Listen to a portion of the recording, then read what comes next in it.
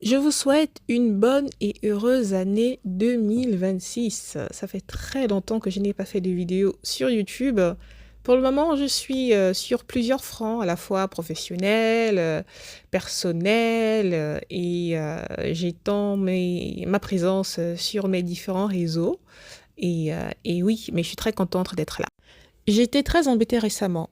J'ai fait une série de vidéos qui ont attiré dans mes commentaires des personnes qui se plaignent.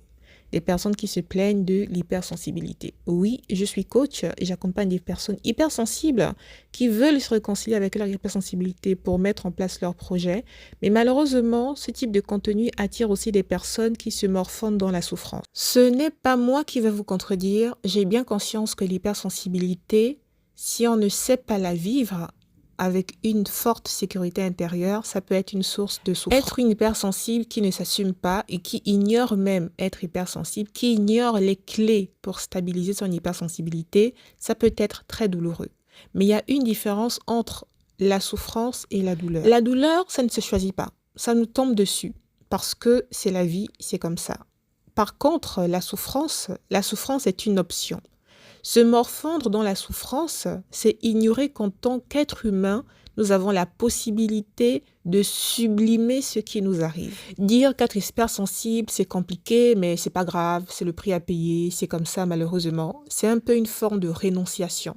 C'est une forme de fuite, en fait. C'est minimiser la douleur parce qu'on a peur d'espérer qu'il existe un lendemain meilleur. Mais je vais vous dire ceci.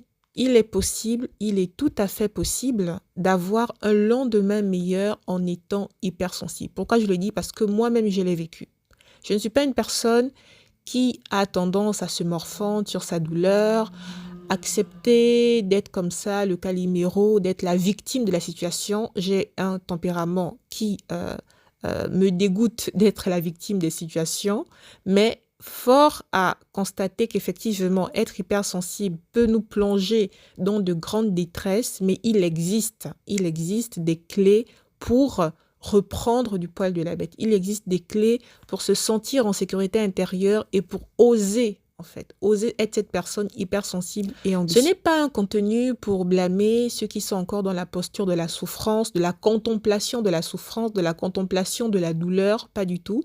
Je comprends ce que vous vivez. Pendant longtemps, j'ai été dans cette posture-là et il m'arrive encore de tomber dans cette posture par rapport à d'autres événements de la vie. Mais croyez-moi, c'est possible, si vous le désirez, c'est possible de monter d'un niveau dans la compréhension et l'acceptation de votre hypersensibilité pour mettre en avant vos projets, pour mettre en avant vos ambitions et juste pour créer, en fait. Parce que nous, personnes hypersensibles, au fond, nous sommes des artistes. On adore créer, on adore mettre en avant de nouveaux projets, on adore connecter, on adore découvrir, on adore explorer. Lorsqu'on se morfond comme ça, malheureusement, on ne pourra pas, en fait, goûter à ce plaisir d'être une personne hypersensible et alignée. Je suis coach.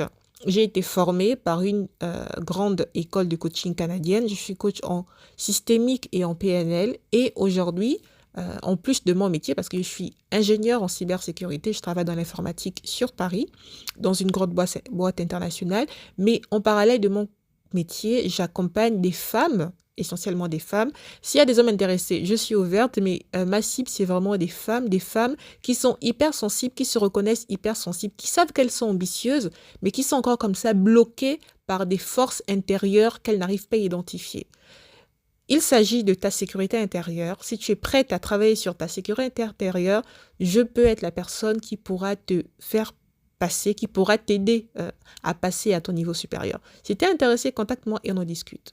À très vite. Et pour la suite de la chaîne, je suis déjà très présente au niveau des shorts. Je ne sais pas si vous prenez le temps souvent de regarder mes shorts, mais progressivement, je me laisse le temps tranquillement de revenir en format plus lent au niveau des vidéos sur ma chaîne YouTube.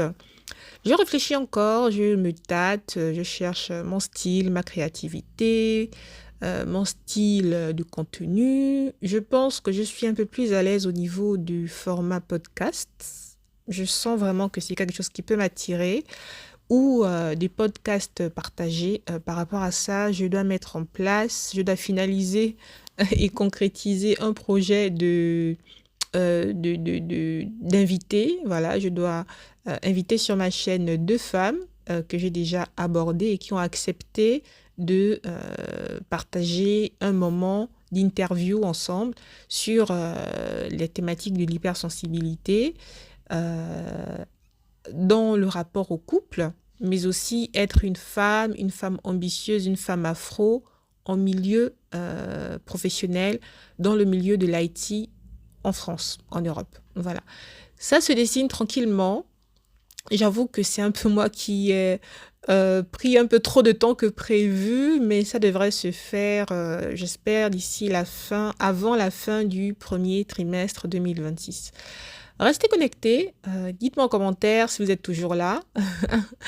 Et aussi, pourquoi pas ce que vous souhaitez avoir comme type de contenu, parce que finalement, c'est une co-création que nous faisons. Je vous propose des thématiques qui me tiennent à cœur, des sujets qui me tiennent à cœur, sur lesquels j'aimerais que des lignes bougent, mais aussi vous, de votre côté, qu'est-ce que vous percevez, qu'est-ce que vous souhaitez avoir comme type de contenu.